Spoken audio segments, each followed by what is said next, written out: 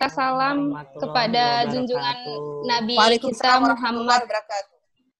Sallallahu Alaihi Wasallam. Alhamdulillah hari ini kita dapat berkumpul di webinar hari ini yang akan disampaikan oleh Mbak Yanti. Dan sebelumnya saya mau memperkenalkan diri, kalau untuk ada yang belum kenal, saya Linda, tinggal di Riyadh di distrik Anusa dengan ibu dengan 2 anak. Dan sebelumnya saya mau membacakan biografi Mbak Yanti. Nama Julfianti Zulyadi, psikolog, pendidikan Fakultas Psikologi Universitas Indonesia, masuk tahun 1985 dan lulus sebagai psikolog tahun 1992. Pengalaman kerja Mbak Yanti di Bank Bali dan BPPT, Badan Pengkajian dan Penerapan Teknologi, di bagian evaluasi perusahaan dan bertanggung jawab sebagai psikolog yang memegang insan cendikia BPPT. Dan di LPT UI, Lembaga Psikologi Terapan Universitas Indonesia. Dan Mbak Yanti juga praktek pribadi. Kelas ini kita temanya love self ya? Ya, love self. Ya, love self ya Mbak. Dan di sini rule-nya kita ini dengan Mbak Yanti kita mau ngobrol-ngobrol santai kayak waktu kelas sebelumnya dengan Bu Yahya. Nanti teman-teman bisa di-mute ketika Mbak Yanti menyampaikan materinya. Dan teman-teman bisa menuliskan pertanyaan di kolom chat. Nanti insya Allah saya bacakan sesuai urutan. Dan atau bila ada yang mau bertanya, boleh diklik hands up, tombol hands up-nya. Untuk yang bertanya, diwajibkan untuk menyalakan video dan me-unmute speakernya agar bisa terjadi perbincangan 2 arah langsung dengan Mbak Yanti. Ya, saya kira sudah jelas rule kita hari ini. Sekarang saya persilakan Mbak Yanti untuk menyampaikan materinya. Silakan Mbak Yanti. Ya, terima kasih Linda. Ya, Mbak Yanti. Terima kasih buat Dara yang sudah menyediakan ininya ya, Zoom-nya ya, Dara Zoom-nya, ya. Iya Mbak Dara. Always dia Mbak Dara. Ya, selalu kepala sekolah kita. Ini saya mau menyampaikan self love. Kan ibu-ibu waktu itu ada permintaan juga bagaimana jadi anak-anak kan sekarang sekolah online dari rumah ya. Jadi ada permintaan juga bagaimana apa sih stresnya anak-anak dengan sekolah online di rumah. Tapi sekarang yang saya mau bahas dulu adalah tentang belajar di rumah itu buat anak-anak. Kenapa saya ambilnya self love? Karena kan untuk mendampingi anak belajar di rumah itu, kita kan pertama kita perlu kenali anak kita. Terus kita juga perlu kenali materi belajarnya dia dan juga mengenali diri kita sendiri. Makanya saya memberikan yang namanya self love itu. Jadi self love itu sebetulnya fungsinya lebih kepada kesehatan mental si ibu. Nanti kita akan bahas ya hubungannya sama ke anaknya. Nah, di sini memang ibu itu suka dibaratkan seperti wadah yang di dalamnya ada air. Jadi kalau wadahnya nggak stabil, airnya kan goyang-goyang di dalamnya ya. Jadi fungsi ibu tuh sangat penting untuk rumah tangga. Jadi memang ibu mesti stabil dulu kesehatan mentalnya supaya yang di dalamnya nggak goyang-goyang air-airnya. Itu makanya harus saya membahas sekarang dari kesehatan mental ibu dulu sedikit. Nanti kita masuk lagi ke anak, gitu ya. Jadi sekarang yang mau diomongkan tentang self love itu kesannya seperti ini egois kan, mencintai diri sendiri, menyayangi diri sendiri, sebenarnya bukan ke sana. Jadi self love itu kalau untuk definisinya sendiri adalah kepedulian atas kebahagiaan dan kebaikan bagi diri sendiri. Jadi ibu itu perlu bahagia dulu gitu dan peduli sama dirinya sendiri supaya bisa ke orang lainnya juga nanti emosinya stabil. Kan pernah baca ya tentang yang anak yang kemarin membunuh anak kecil ya, anak perempuan yang membunuh anak kecil ya. Iya, nah, yang 13 tahun itu ya, Mbak. Yang 13 tahun itu ya. Nah, itu kan Pak, itu emang sih kalau kita lihat dari awal memang sudah ketebak pasti ada abuse. Kita nggak tahu abuse-nya seksual kah atau apakah gitu dari orang-orang dewasa di sekitarnya gitu ya. Jadi ternyata pas sudah ketemu kasusnya memang betul kan dia mengalami abuse seksual dari omnya dan yang orang-orang pamannya ya. pamannya dari orang-orang dewasa di sekitarnya lah pokoknya. Jadi memang makanya kestabilan mental itu, kesehatan mental sangat penting buat ibu-ibu. Jadi ibu-ibunya mesti bahagia dulu gitu, Nah, untuk bahagia tentunya ibu-ibunya mesti membahagiakan dirinya. Caranya gimana? Ini saya mau kaitkannya dua ya, hablum minanas sama hablum minallah. Jadinya kita ada agamanya sedikit gitu ya. Jadi apapun yang kita lakukan selalu kan mulainya dari niat kan. Niat itu harus seperti apa? Nah, niat yang seperti kita mengajari anak gitu di rumah itu niatnya mesti seperti apa. Jadi niatnya harus baik dulu niatnya. Supaya nanti semuanya akan menjadi baik. Jadi si ibu juga akan bahagia waktu mengajari anaknya di rumah karena niatnya sendiri sudah baik. Tapi kalau dari awal misalnya niatnya sudah marah gitu, misalnya aduh capek nih nanti online anak diajarin di rumah, nah aduh ribet nih pelajarannya susah apa segala gitu. Nah, itu dari awal udah seperti itu, nanti ke belakangnya juga kanannya udah dari awalnya sudah punya pikiran begitu, terus niatnya ibunya juga mulai berniat capek gitu segala. Jadi nggak bahagia jadinya semuanya. Akhirnya terpengaruh bagaimana cara dia mengajari anaknya, bagaimana dia berkomunikasi sama anaknya. Karena nanti anaknya bikin sedikit aja, ada sesuatu aja yang mengganggu dia gitu, si ibunya merasa nggak dengerin itu emosinya bisa meledak, atau ngomongnya jadi kasar, atau kesel, atau keluar kata-kata yang tidak menyenangkan gitu loh buat si anaknya. Jadi emang semua harus langsung dari niatnya. Niat itu harus baik. Sama kalau kita misalnya kerja juga kan, kita niat kita untuk berprestasi di kerjaan atau dimanapun, itu juga dari niat. Kalau niat kita hanya gitu, dia bisa, masa saya nggak bisa, begitu aja nggak bisa, itu dari awal tuh mesti diperbaiki dulu niatnya. Supaya semuanya jadi lebih ikhlas kalau di Islam tuh bilangnya begitu, kalau di agama. Itu niat ya. Terus self love-nya itu sendiri tadi kan saya ini definisinya adalah kepedulian atas kebahagiaan dan kebaikan bagi diri sendiri. Jadi kita mesti menilai diri kita sendiri itu sebagai makhluk yang layak dicintai dan dihargai. Kan ada yang kalau itu tidak ada di diri kita gitu, nggak merasa kita layak dicintai atau dihargai, itu akan kebawa ke perilaku kita sehari-hari dalam berhadapan sama orang lain. Nah, karena ini kita lagi bahas tentang anak, tentunya itu adik-adiknya itu loh. Berarti bait dong. Kok bait? Ibu-ibu maaf, ada yang belum di-mute. Umi.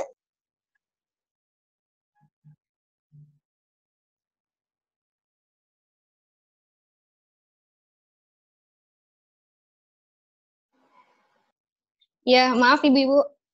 Mbak Dara tolong Mbak Yanti di-unmute. Dah. Ya.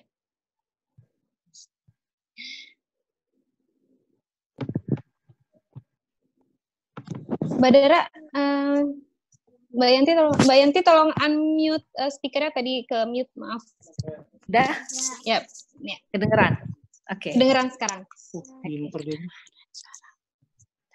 Jadi ada beberapa dari self love itu ya yang buat kitanya itu yang mengarahnya pada kesehatan mental. Yang pertama, kita mesti menyadari potensi kita. Kenapa harus menyadari potensi kita? Nanti kalau kita mengajar anak gitu, kita harus tahu potensi kita seberapa sih, kemampuan kita seberapa mengajar dia, ke batas kesabaran kita juga seberapa gitu ke si anak ini. Jadi kita mesti menyadari apa yang ada di diri kita itu, menyadari potensi ya. Terus kemudian kadang-kadang kita nggak sadar ya waktu mengajari anak. Sekarang kan karena online terus menerus di rumah, kita baru menyadari bahwa ternyata saya pintar juga matematika, oh ternyata saya bisa juga mengajar pelajaran ini, selama ini nggak sadar kitanya kadang-kadang gitu ya, karena kita nggak diharuskan gitu. Ternyata saya bisa kok ngajar anak saya secara detail ya, untuk pelajaran ini gitu. Itu jadi ibu-ibu sebenarnya sudah, kalau sudah menyadari potensi ke sana itu sampai ke taraf untuk produktif sebetulnya ya. Jadi untuk untuk self love ini kita harus memfokuskan pada kegiatan yang dibutuhkan, yang membuat diri kita itu berkembang menjadi lebih baik dan melangkah maju. Jadi bukan sekedar melakukannya automatic behavior aja, jadi sudah terbiasa gitu lah kita lakukan sehari-hari, tapi ini lebih pada pengembang, kita harus berkembang dan produktif. Berkembang itu nggak harus kita misalnya harus mesti apa ya, mesti kayak orang-orang yang bekerja itu enggak. Jadi berkembang tuh kayak kita sekarang, sekarang saya ibu-ibu di rumah misalnya masak, saya sekarang udah bisa masak yang seperti ini. Kan sekarang banyak yang kemampuan masaknya jadi lebih meningkat terampil ya di sebelum yeah. ini ya, sebelum kita di lockdown kan. Karena terpaksa akhirnya keluarlah kemampuan-kemampuan manusia, karena kan kemampuan yang keluar kita itu cuma berapa persen kan sebenarnya kan. Yang tidak keluar dari diri kita itu banyak banget. Jadi kalau istilahnya tuh ibaratnya tuh yang terpendam itu misalnya 90%, yang keluar tuh baru 10% sebetulnya kemampuan kita.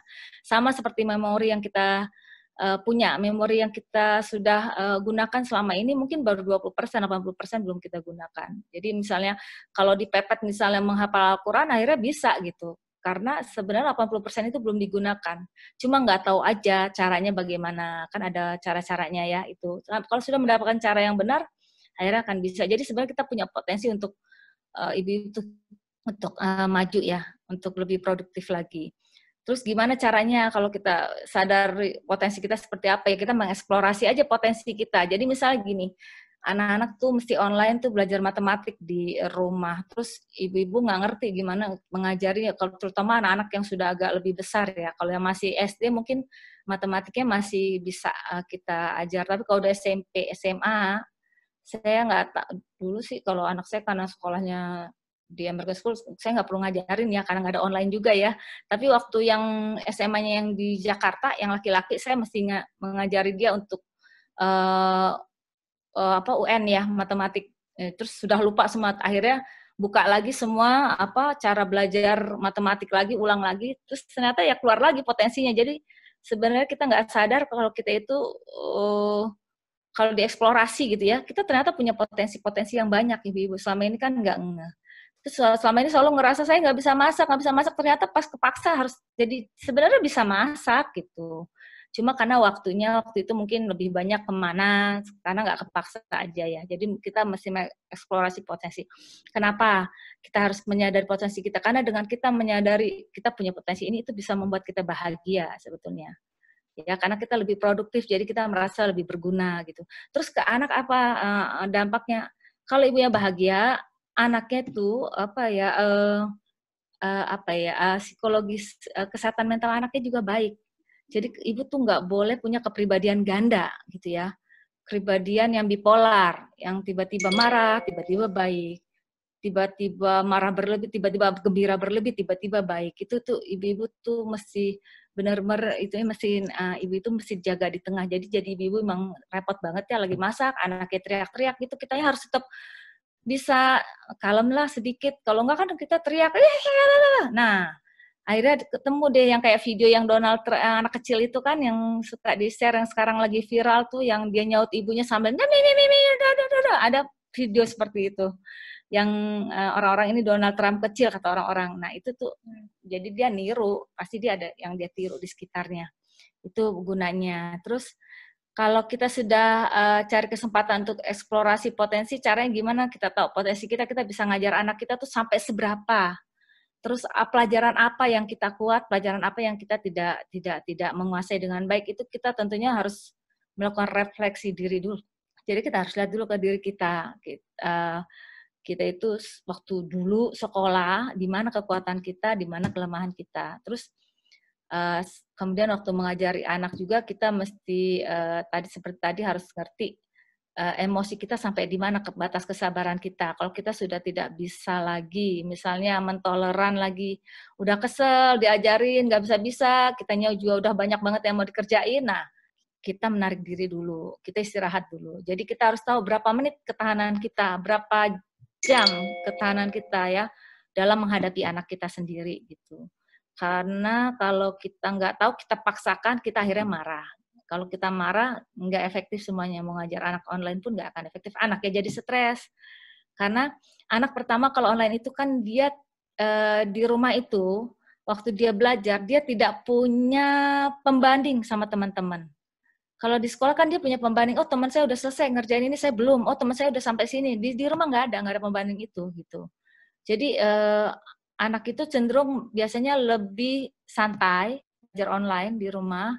Untuk anak-anak yang achievement-nya, yang pencapaian prestasinya biasanya selalu dibandingkan sama orang lain. Jadi kita selalu ngomong, tuh teman kamu lebih pintar. Jadi apa-apa ngeliatnya ke teman. Nah sekalinya belajar online di rumah, nggak ada pembandingnya, nggak ada teman-temannya, itu nggak berjalan akhirnya prestasinya. Jadi memang kalau lebih baik kalau punya anak itu sebaiknya ya, bismillah ya, bukan saya lebih pintar ya, atau lebih bagus dalam mendidik anak, tapi ini teorinya, sebaiknya achievement itu diarahkan ke anaknya, jadi ke diri sendiri, bilang kamu tuh bisa mencapai seperti ini, kamu tuh bisa segini. Tentu kita harus lihat juga kemampuan anak. Selama ini kan kita udah punya anak kan tahu batasnya dia di mana. Ini masih bisa. Jadi jangan dibandingkan sama yang teman-teman itu, teman kamu aja ini bisa, masa kamu nggak bisa? Jadi entar kalau temennya nggak ada, kalau lagi online di rumah ini sekolah online, enggak anaknya nggak punya motivasi lagi untuk belajar dengan mencapai prestasi yang sebaik-baiknya gitu. Jadi emang achievement itu harus untuk dari diri sendiri. Jadi jangan karena orang lain, jangan karena apa. Jadi lebih pada kamu tuh sebenarnya mampu loh sampai sini tuh bisa. Masih bisa gitu. Nah, terus tapi jaga ibunya juga mesti tahu batasnya si anak, jangan sampai anak udah nggak mampu paksa terus sampai akhirnya ibunya kesel, terus ibunya marah berteriak gitu ya. Akhirnya wadahnya airnya goyang gitu ya. Kalau airnya udah goyang kan ada tuh yang kemarin lagi viral, ternyata belajar sama ibu lebih mengerikan daripada sama guru gitu ya. Karena apa? Karena ibu itu punya target kadang-kadang gitu. Targetnya itu kepingin, kadang-kadang ibu tuh pingin target anaknya mesti kayak gini gitu. Itu banyak ya terjadi ya di Indonesia ya, di anak-anak di Jakarta. Jadi kasihan gitu. Orang tuanya lebih ambisi daripada kemampuan si anak gitu. Jadi si anaknya jadi kecapean. Terus akhirnya mutung anaknya, kadang-kadang juga akhirnya terlibat perilaku bullying dan segalanya. Karena itu kan kemarahan yang terpendam ya. Bullying itu terhadap orang lain, anak itu marah, tapi nggak tahu harus marah kepada siapa. Pas lihat ada anak yang lemah, karena selama ini mungkin dia juga lemah di hadapan orang tuanya, sering dimarahin, akhirnya dia ke anak lemah itu juga marah gitu. Dia marah ke anak lemah itu. Jadi bukannya dia kasihan sama anak yang lebih lemah, tapi dia marah. Karena dia ada kemarahan terpendam sama lingkungan di sekitarnya. Itu untuk yang kalau kita dekatkan ke anak ya. Terus bagaimana self love supaya kita bisa membahagiakan diri kita? Tentu kita harus beradaptasi dengan tekanan hidup kita. Kita harus bisa mengelola stres yang biasa kita hidupi yang kita hadapi sehari-hari, stresnya tapi ya. Jadi bukan stres besar. Kalau menghadapi stres yang sehari-hari aja kita nggak bisa, bagaimana kita bisa menghadapi yang sekarang, yang sekolah online ini kan bukan stres sehari-hari ya. Ini kan baru kan buat ibu kan, benar-benar baru karena tiap hari kan. Termasuk juga menghadapi stres suami di rumah terus tiap hari gitu kan ya. Sama kan itu sebetulnya. Ketawa semua. Karena di Saudi itu saya bacakan tingkat perceraiannya meningkat setelah lockdown ini kan, tinggi banget kan. Jadi 30% meningkatnya gitu. Jadi lumayan tinggi karena banyak terjadi perubahan pola komunikasi, stresnya juga lebih tinggi dan segalanya. Dua-duanya juga stres gitu. Nah, si anak juga sebenarnya belajar online juga stres karena dia kan anak itu sebetulnya harus sama porsi bermain, porsi belajar itu sudah ada porsinya gitu. Sekarang dia bermainnya nggak bisa keluar, dia cuma main di dalam rumah. Kebayangkan anak-anak yang biasa di luar, misalnya main ke taman atau terus ketemu teman-teman, sekarang enggak. Terus ditambah lagi harus belajar di rumah dan belajarnya intens lagi. Udah gitu nggak habis belajar nggak ngapa-ngapain juga gitu. Di rumah lagi ya. Kalau anak suka-sukanya main game juga ada batasnya untuk main game. Mereka akan bosan juga gitu ya. Untuk nonton juga bosan ya. Itu jadi sekarang si ibunya yang harus belajar mengelola stresnya supaya bisa tidak terrefleksi stresnya ibu ke si anak itu dalam kehidupan dalam ini ya anaknya di rumah itu. Jadi ibu itu ya diharapkan memiliki pola pikir yang positif dan optimis. Positif gitu, anak saya bisa, oh positif nanti kalau dia nggak bisa hari ini besok kita coba lagi gitu. Jadi targetnya di-adjust juga, tapi ibunya juga berpikiran optimis dan positif. Jangan negatif, ini kalau kayak gini pasti anak saya nggak bisa. Kalau ngajarin kayak gini, aduh sayanya nggak bisa gitu. Jadi udah negatif dulu. Jadi itu sebenarnya kalau di Islam namanya niat gitu ya. Mulainya di awalnya di niat. Nah, untuk memiliki pola pikir yang positif dan optimis itu tentu kita harus memiliki hope. Hope itu harapan. Jadi kita tetap harus ada harapan. Harapan misalnya hari ini kalau ke anak ya kita harapannya hari ini anak saya harus mencapai target yang seberapa. Misalnya guru minta targetnya terlalu tinggi, dipotong aja dulu sama ibu-ibu gitu targetnya. Karena tahu ini anak nggak bakalan bisa setarget ini. Potong dulu setengah, terus kita istirahat dulu, main-main dulu, nanti kekejar nggak hari ini yang setengah. Kalau nggak kekejar bilang mana ini nggak kejar setengah, besok ada lagi dari guru, berarti kamu 1,5 gitu. Kasih pilihan ke anaknya, maunya seperti apa. Jadi ada ibu-ibu juga punya anak-anak punya target, ibu-ibu punya harapan ini bisa tercapai targetnya gitu. Terus melatih ikhlas yang tadi ya, ikhlas itu. Jadi kalau supaya kita optimis, berpikiran positif, kita emang harus ikhlas sih melakukan apa-apa. Jangan ada pikir, ini kalau anaknya dia udah bisa sampai sini, anak saya juga harus begini. Nah, itu udah mulai nggak ada ikhlasnya yang seperti itu. Terus kemudian tentunya untuk menerapkan pola pikir positif dan optimis itu kita mesti psychological self-care, artinya care ya sama diri sendiri. Bisa dengan olahraga, bisa dengan nyanyi, macam-macam lah. Bisa dengan ya mau baca Al-Quran atau apa-apa, care sama apa yang kita kerjakan. Atau nggak usah nonton berita yang serem-serem lah, yang sekarang banyak banget gitu ya, yang membuat kita jadi terpengaruh itu berpikirnya. Terus ada lagi self-help untuk meredakan stres. Jadi ibu-ibu kalau udah mulai stres, ngajar anak-anak, atau stres di rumah, karena nggak keluar-keluar ketemu temen gitu ya, ada caranya. Caranya tentu yang paling umum itu berdoa, biasa ya, baca Quran. Terus ada deep breathing, itu artinya tarik nafas dalam-dalam, dihitung gitu. Terus ada tapping. Tapping ini ada tekniknya sendiri, tapi nggak bisa dikasih tahu di sini. Maksudnya belum bisa saya berikan sekarang, karena itu tapping itu tekniknya agak dalam, sama bilateral stimulation itu juga untuk membongkar trauma ya. Jadi kalau ada stres, ibunya stres. Kenapa sih ibunya selalu stres pada saat misalnya anaknya mulai menangis, terus ibunya juga berteriak.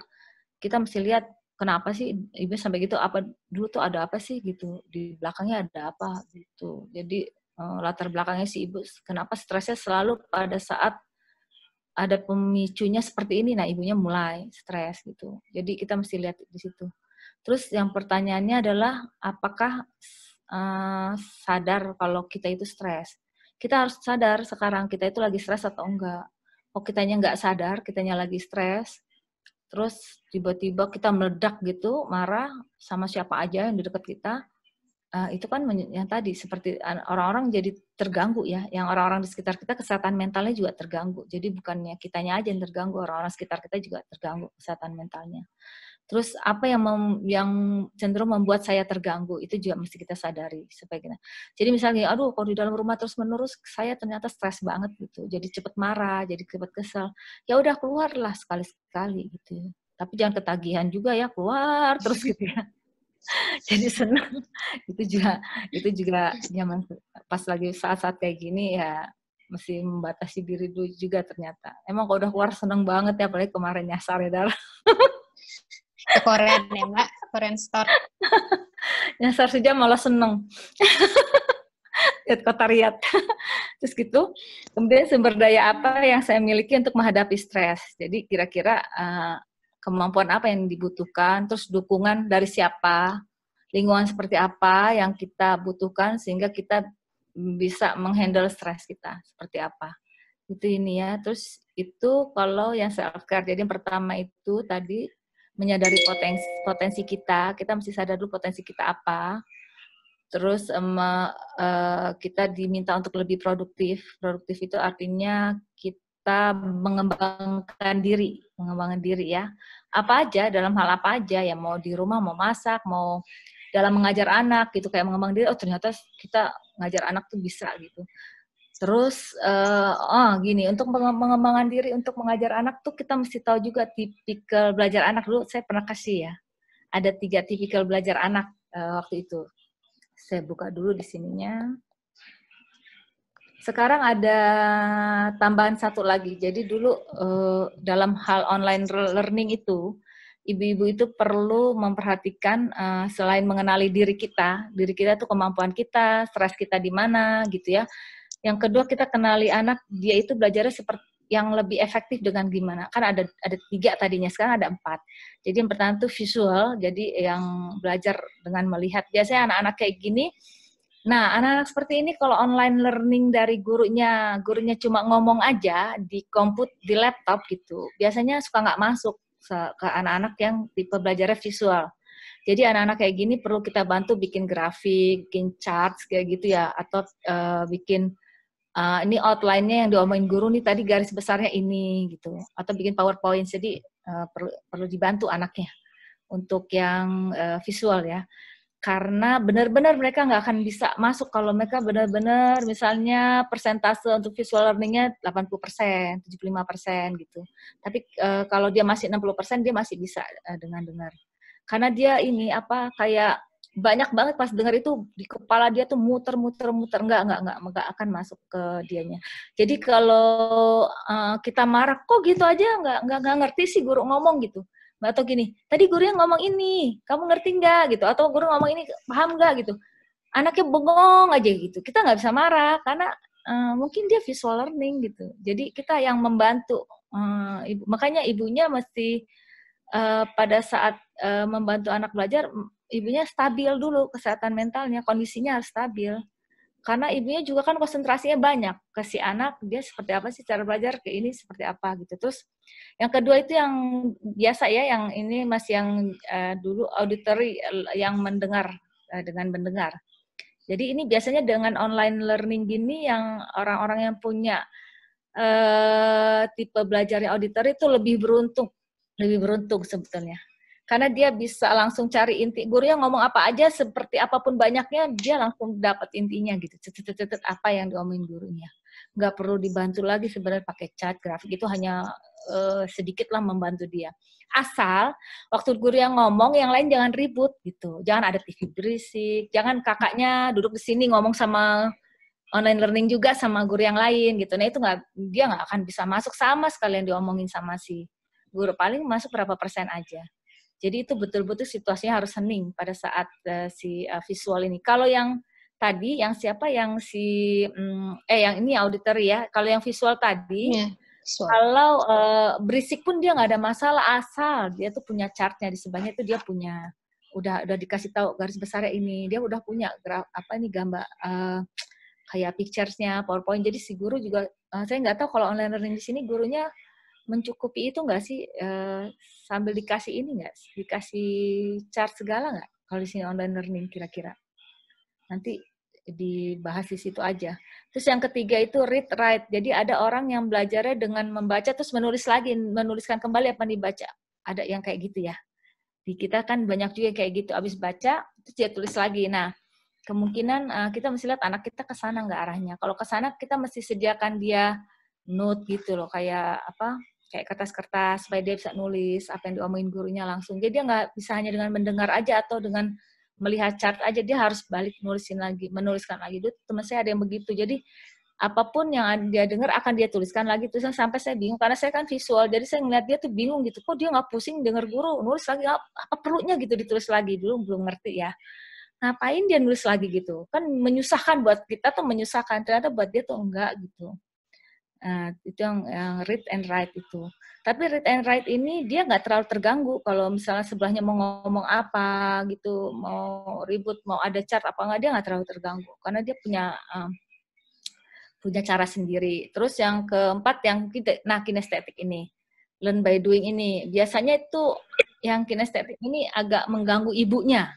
Karena dia tuh biasanya sambil belajar tuh tangannya goyang-goyang, dia megang-megang pulpen, dia ngambil-ngambil makanan, apa, kadang dia jalan gitu ya. Dia nyentuh-nyentuh sesuatu, megang barang gitu. Kadang-kadang kita yang, misalnya kita beda sama dia tipe belajar yang mikir gini, ini anak nggak mau diem amat gitu. Dalam hati ya kita ngomong gitu. Atau kita, tangannya diginiin, tapi itu bikin dia nggak bisa belajar gitu ya. Karena anak-anak yang kayak taktil, kinestetik ini mestinya dia belajarnya di taman. Gitu, dia nggak belajar di rumah, dia nggak bisa diem, dia harus sambil jalan. Ada kan orang yang menghafal belajar itu atau ngapa-ngapain sambil jalan kan, bolak-balik kanan kiri gitu. Sambil dia ini, terus kita ngeliatin dia pusing gitu ya, yang nggak biasa dengan kinestetik. Nah itu, jadi selain mengenali diri kita, si ibu juga mesti mengenali si anaknya. Ini yang sebetulnya paling penting ya, supaya kita nggak cepat marah pada saat mengajari anak, terus kita mikir, nih anak ngapain sih? Kok nggak ngerti-ngerti gurunya ngomong apa gitu. Atau kita waktu mengajari anak matematik, kita cuma ngomong, jadi ini. Tapi kita nggak bikin chartnya, padahal dia visual gitu. Atau kita nggak bikin gambaran-gambarannya. Nah itu untuk anak-anak yang masih kecil, ini banget berguna sekali ya, dengan tipe learning kayak gitu. Kalau anak yang udah besar, biasanya mereka sudah lebih menemukan polanya dia dalam belajar. Terus yang ketiga itu yang self help tadi, love self itu yang produktif tadi. Jadi kita bekerjanya produktif, tumbuh dan menghasilkan.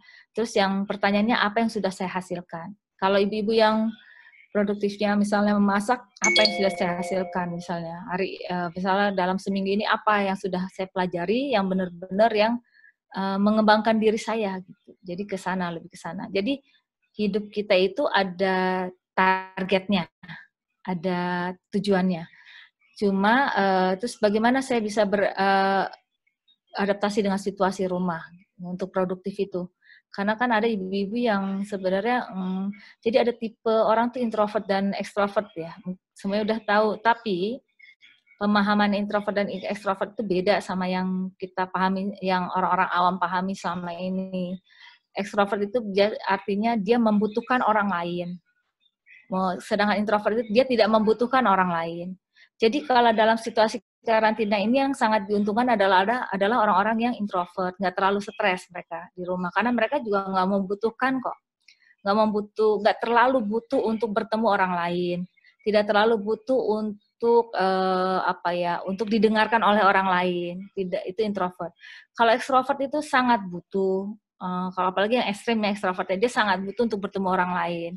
Itu yang bisa bikin dia stres. Makanya banyak orang, ini orang keluar-keluar mulu gitu. Kalau kita lihat gitu ya di grup, ini orang keluar terus, mungkin dia extrovert gitu. Jadi dia nggak kuat gitu di rumah tanpa bertemu sama orang lain. Sekali aja lah ketemu orang lain nggak apa-apa gitu. Termasuk suami saya, tiap hari dia lari sore karena dia extrovert ya. Dia harus lihat orang lain gitu. Dia nggak bisa cuma lihat istri doang di rumah. Dia bilang, saya bukan introvert, dia bilang. Nah jadi introvert dan extrovert. Jadi yang diam-diam di rumah bilang, saya senang-senang aja karantina, itu kemungkinan dia introvert gitu. Karena dia nyaman-nyaman aja di rumah. Tapi kalau dia bilang, aduh, pingin belanja, alasannya pingin belanja, sebenarnya dia extrovert sebetulnya. Tapi kadang-kadang orang berpikir orang introvert itu pendiam. Bukan, orang introvert itu tidak pendiam. Saya introvert tapi saya tidak pendiam gitu. Extrovert emang lebih banyak bicara, tapi introvert belum tentu pendiam. Jadi kita misalnya menyangka si A ini dia introvert, nggak apa-apa di rumah, ternyata kok dia keluar melulu gitu. Selalu ada alasan untuk belanja keluar, pokoknya jalan lah, pokoknya sampai kita mikir, kok nggak takut ya orang ini gitu. Nah, mungkin dia extrovert.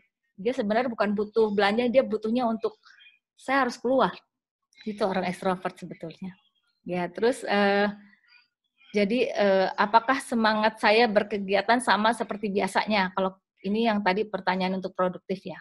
Jadi waktu kita nggak di karantina, di lockdown gini sama di lockdown sama nggak semangat kita, kegiatan kita sama waktu sebelumnya. Gitu. Ya itu sebenarnya lebih kepada tadi juga orang extrovert sama introvert ya. Orang introvert biasanya nggak terlalu ada pengaruh, tapi orang extrovert biasanya banyak banget pengaruhnya. Pas di rumah aja jadi males, jadi males gerak ya, jadi nggak ada motivasi, jadi bingung mau ngapain gitu, karena tidak ada yang memicu dia, membuat dia termotivasi untuk melakukan sesuatu gitu. Itu kalau orang-orang extrovert. Terus gimana supaya kita itu bisa tetap produktif, tetap menghargai diri kita di rumah. Kalau dengan cara itu kita targetnya harus kita adjust. Kita sesuaikan targetnya. Tadi misalnya biasanya targetnya misalnya sampai 90, sekarang targetnya cukup 50 aja. Sama lah kayak kita mengajar anak. Kalau di sekolah dulu dia sama gurunya kita kan punya target. Saya baru baca. Saya sekarang tahu kenapa saya malas, kata Sinda. Oke. Terus jadi kalau sama di sekolah kita punya target, dia harus pas pulang kita merasa ini anak sudah menguasai ini. Sedangkan di rumah kok lambat banget jalannya anak ini. Kita masih adjust targetnya. Karena memang si anak sendiri kan katanya kemarin kan mintanya stres anak kalau belajar online itu ada stresnya buat si anak belajar secara di rumah ya, tanpa ada teman-temannya, tanpa ada yang dia lihat, tanpa ada target dari orang sekitarnya. Itu stres sendiri. Terus kemudian kontribusi terhadap lingkungan, kalau kita produktif terhadap keluarga apa, terhadap lingkungan kita yang lebih luas apa, ini kayak webinar ini kan saya lihat banyak sekali kan orang-orang sekarang udah punya kontribusi yang besar ya buat lingkungannya, pada mengadakan seminar, terus kayak kursus-kursus kayak kemarin tuh ya, kayak Sinda bikin apa sih praktek ya, bikin kue dan segalanya lah kayak gitu ya, Dara juga, itu kan udah ada kontribusi, berarti itu udah produktif, itu udah masuk produktif. Kayak gitu udah mengembangkan diri. Jadi sebetulnya sudah menyesuaikan diri sama sekarang keadaan saat ini. Terus satu hal lagi, tadi kan saya bilang hablum minallah ya. Kita targetnya nggak hanya untuk ke sini aja. Kita bisa aja targetnya dengan ke Allah ya. Kita selama ini mungkin target kita misalnya ke sananya ini untuk kebahagiaan diri ya.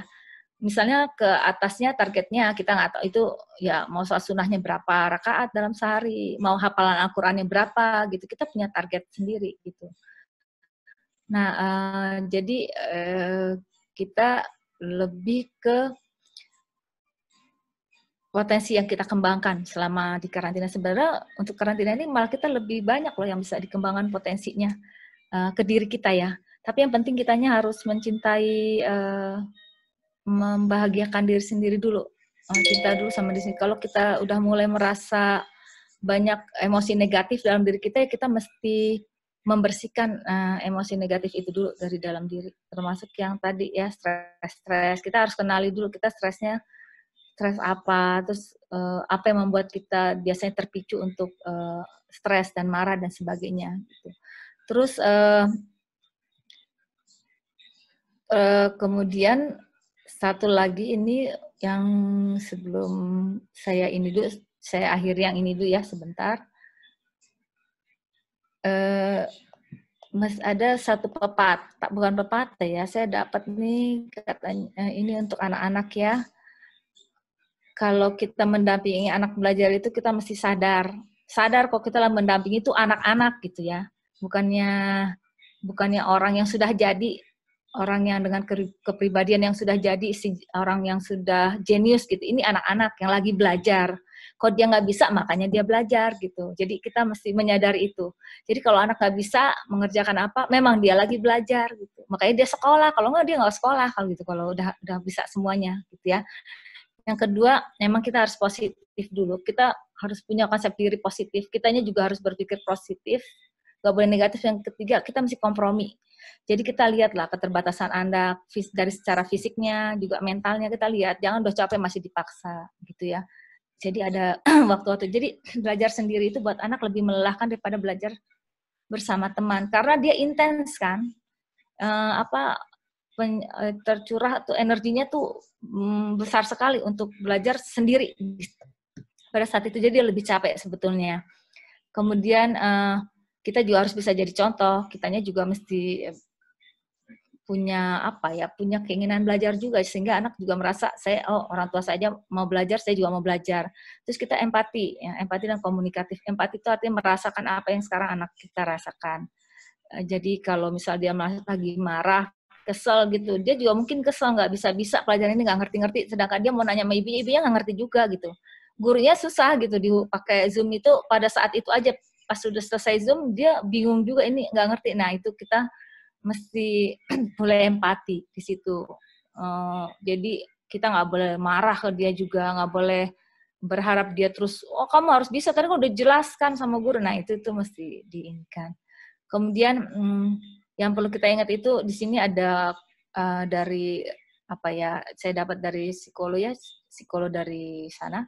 Children will not remember you for the material things you provided, but for the feeling that you cherish them. Jadi anak itu sebenarnya nggak akan terlalu mengingat ya apa-apa yang kita sediakan untuk dia, apa-apa yang kita ajarkan, tapi cherish itu rasa bahagia yang kita berikan ke dia, itu yang dia ingat sampai dia besar nanti gitu. Jadi dia nggak akan ingat kok sekarang kita nggak bisa ngajarin dia matematik, dia nggak akan ingat itu.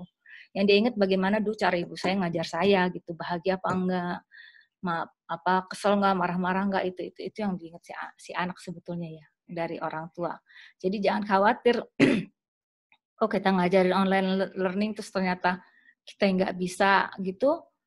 Kita bisa bilang sama anak, mama belum ngerti, nanti mama cari tahu gimana caranya gitu. Itu nggak apa-apa, karena buat anak yang penting ibunya juga bahagia ngajarin dia, bukan dengan muka yang ketekuk juga ya ngajar, itu online learning. Jadi anak bisa bahagia, ibunya harus bahagia dulu. Kalau ibunya tidak bahagia, makanya saya ambil self love ini karena terus terang aja banyak sekali ibu-ibu yang sekarang merasa dirinya tidak berguna gitu. Bukan tidak berguna, merasa tidak bahagia karena terlalu capek ya mengerjakan semuanya di rumah, semuanya ke dia, akhirnya dia marah sama diri sendiri. Jadi marah, kok saya gini banget, atau kok aduh saya sebel banget. Jadi itu banyak emosi negatif. Jadi emosi negatif itu mesti dibersihkan dulu dari si ibu supaya nggak kena ke orang lain. Seperti yang tadi ya, kalau ibu itu wadah, dalamnya ada air, kalau wadahnya goyang-goyang, airnya tumpah-tumpah gitu. Seperti itu. Ya itu dulu, Linda. Terima kasih Mbak Yanti atas penjelasannya, Masya Allah. Sangat